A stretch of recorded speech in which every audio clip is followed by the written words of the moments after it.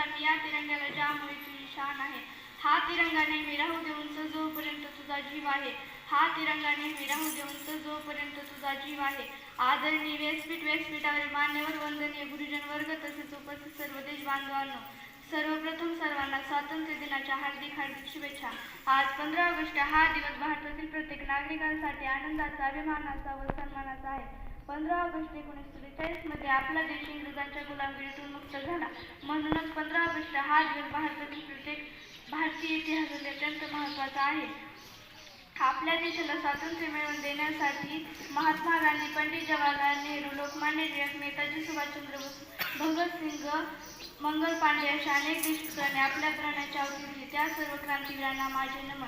आजही आपल्या देशाच्या सीमेवर आपले सैनिक देशाच्या रक्षणासाठी आहेत. स्वातंत्र्यवीरांना करूयात शतशत प्रणाम.